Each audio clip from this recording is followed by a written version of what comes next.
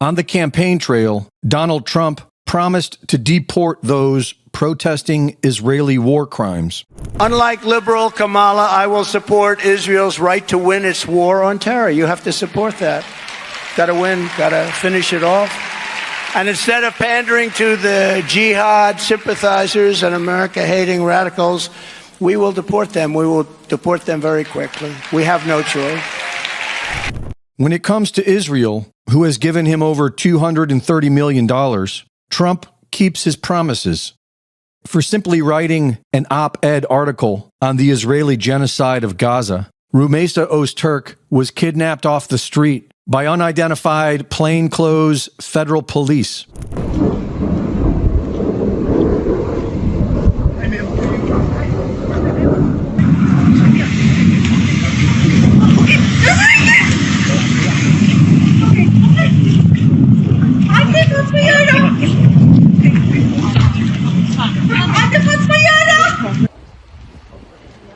You guys covering your faces?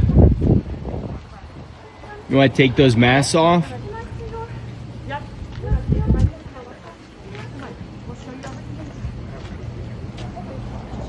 Is this a kidnapping?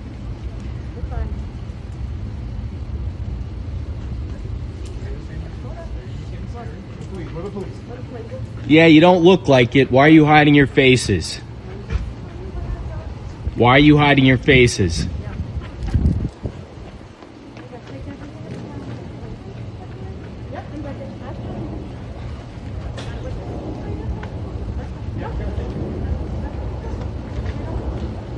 Can I see some faces here? How do I know this is the police? Seems like bullshit to me. Certainly looks like it. Arguably the cornerstone of American freedom, the First Amendment of the U.S. Constitution is to protect the right of the people to peacefully express their views, no matter who they may offend. But Trump's Make America Great Again movement is clearly about Israel first, and Israel is getting their money's worth.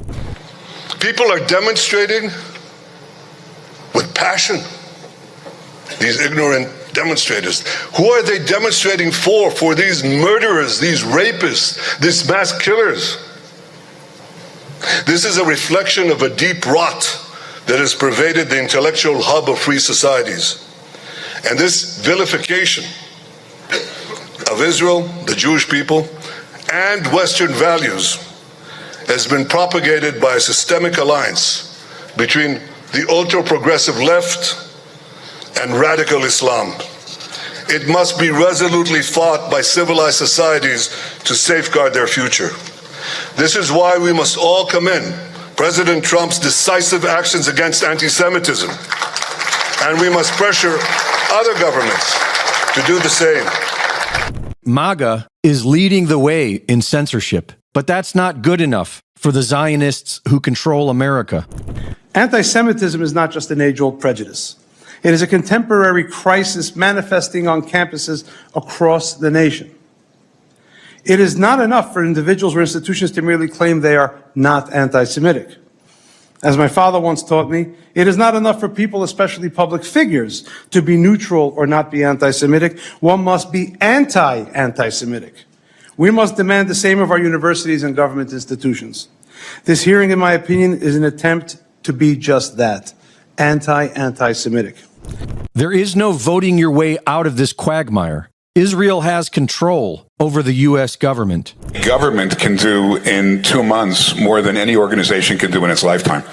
The government, the United States government or the government of France or the government of any other country, has the power to rein in anti-Semitism in a much more effective way.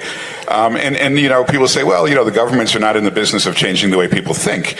That's true, but, you know, to my thinking, most people who are, you know, anti-Semites, most of these people running around, we're not going to win their hearts and minds because they don't have hearts and they don't have minds. So, you know, how are we going to, there's no reason to think we're ever going to convince them, but we can deport them, we can put them in jail, we can make their lives miserable, we can cut off their funding, and that's what the Trump administration is doing for the first time.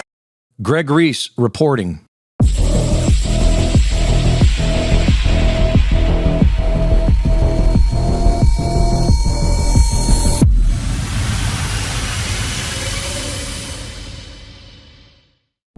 The Reese Report is now fully funded by my Substack subscribers.